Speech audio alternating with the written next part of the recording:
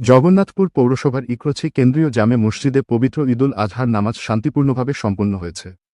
ঈদের জামাতে এলাকার ধর্মপ্রাণ মুসল্লিদের ব্যাপক উপস্থিতি লক্ষ্য করা যায়। নামাজ শেষে দেশ, জাতি ও মুসলিম উম্মাহ শান্তি, সমৃদ্ধি এবং কল্যাণ কামনা করে বিশেষ মোনাজাত করা হয়। ঈদুল আজহা উপলক্ষে দেশ বিদেশের সকল মুসলমানদের ঈদ মুবারক। আসলে আমাদের বছরে দুইটা ঈদ, একটা লিগা ঈদুল ফিতর, ঈদুল আজহা। আজকে যেটা ঈদ, ঈদের লিগে ঈদুল আজহা, কুরবানি ঈদ।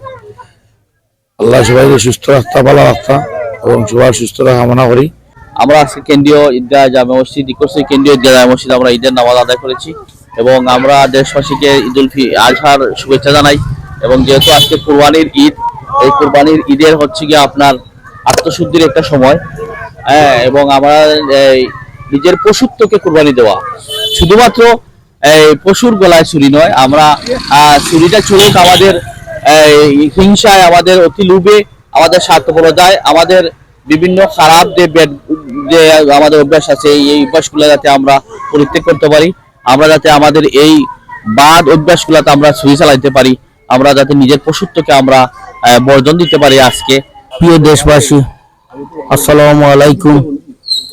আজ পবিত্র ঈদুল আজহার সকল ধর্মপ্রাণ মুসল্লিদেরকে ঈদের শুভেচ্ছা ও ঈদ মুবারক।